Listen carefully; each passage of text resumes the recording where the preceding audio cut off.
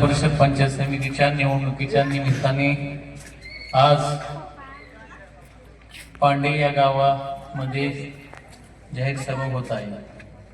या सभेचे अध्यक्ष संदीपान भाऊ दुधे साहेब, तसेच करमाळा तालुक्याचे लोकप्रिय आमदार आदरणीय नारायणआबा पाटील, या जिल्हा परिषद गटाचे करमाळा तालुका विकास आघाडीचे अधिकृत उमेदवार ज्योतिताई राहुल सावंत, तसेच पांडे पंचायत समिती गणाचे उमेदवार स्वप्नील भैया काळे, या व्यासपीठावरती सर्व सन्माननीय मान्यवर समोर उपस्थित असणारे, या गावामधील, या पंचक्रोशीतील, या पंचायत समिती गणातील, जिल्हा परिषदेतील गटातील बंधू आणि भगिनी, खऱ्या अर्थानं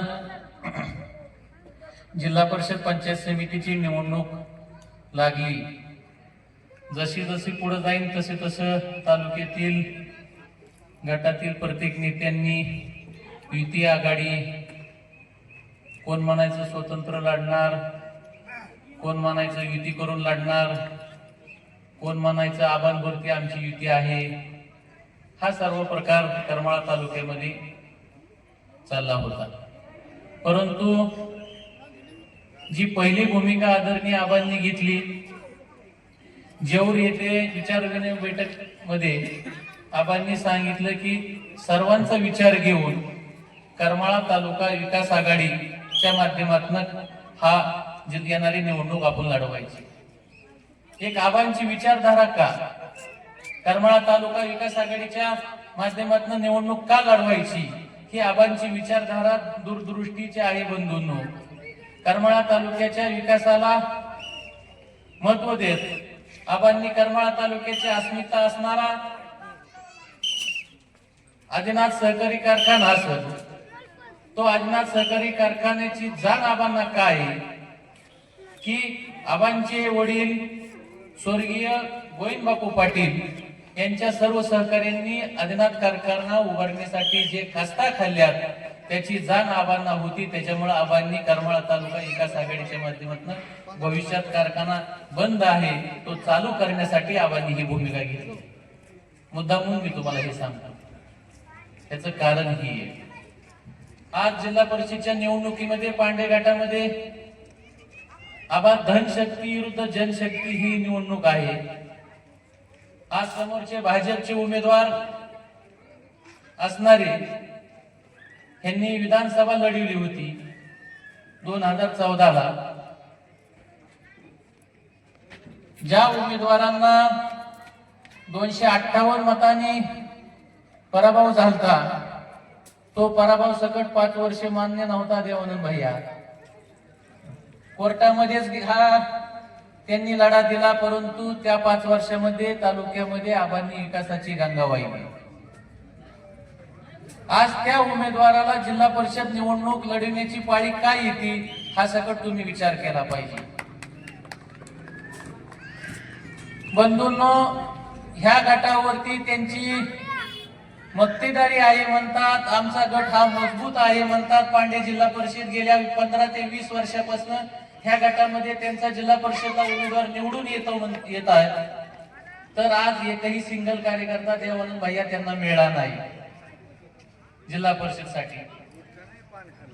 त्यांना जर सिंगल कार्यकर्ता जिल्हा परिषदसाठी उभा राहायला मिळाला नाही, तर भविष्यामध्ये तालुक्यामध्ये परिवर्तनाची लाट आहे। हा तालुका, आपला तालुका, ज्या वेळेस समोरचे नेते स्वतःच्या स्वार्थासाठी ज्या वेळेस एकत्र येतात, त्यावेळेस ह्या तालुक्यातील जनता एकत्र असते। म्हणून त्यांचा येणाऱ्या जिल्हा परिषदला भाजपच्या उमेदवाराचा पराभव नक्कीच आहे बंधूंनो। मग आता जिल्हा परिषदला पराभव झाल्यानंतर देवानंद भैया त्यांना पुढच्या वेळेस पंचायत समितीची किंवा ग्रामपंचायतची निवडणूक लढवा लागेल, कार्यकर्ताच त्यांना मिळणार नाही। बंधूंनो, अशा उमेदवाराला आपण मतदान देणार का? आम्ही कधी वारसावरती पुण्यावरती मतदान मागत नाही, स्वतःच्या कर्तृत्वावरती आज आम्ही काम करत असताना तुम्ही जर आमच्याशी संपर्क ठेवत असताना आम्हाला कधी कुठल्या पेयीची गरज लागली नाही, आम्हाला कोणत्या मध्यस्थीची गरज लागली नाही. तुमचा फोन असो किंवा तुमचं भेटून काम सांगणं असं, ते कामाला आम्ही सर्वप्रथम प्राधान्य देत आतापर्यंत आलेलो आहोत. बंधूंनो, विचार करा, आज आम्ही काम करत असताना कोणत्या प्रकारचं आम्हाला ऑफिस नाही, दुकानाच्या वट्ट्यावरती दुकानामध्ये बसून आम्ही समाजसेवा करतच आहोत. आणि समोरचे उमेदवार 2014 पासून करमाळा तालुक्यातून गायब झाले. त्यांनी कधी कुठली निवडणूक लढवली नाही.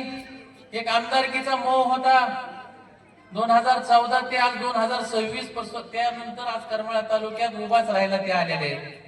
म्हणून बंधूंनो, विचार करा, अशा उमेदवाराला तुम्ही भेटणार कधी, तुमचं काम कधी सांगणार, तुम्ही त्यांना तुमच्या अडीअडचणी कधी सांगणार, हा सगळं विचार करण्याची पाळी तुम्ही विचार केला पाहिजे. म्हणून आम्हाला मतदान का द्यायचं? कारण आम्ही तुमच्यासाठी 24 तास उपलब्ध राहणार आहे. तुमचं कुठलंही काम आम्ही करणार आहे. म्हणून आम्हाला मतदान तुम्ही येणाऱ्या 7 तारखेला शिट्टी या चिन्हासमोर ती बटन दाबून आम्हाला विजयी करा आणि तुमची काम करण्याची संधी द्यावी. एवढेच बोलतो, माझे 2 शब्द संपवितो. जय हिंद, जय महाराष्ट्र.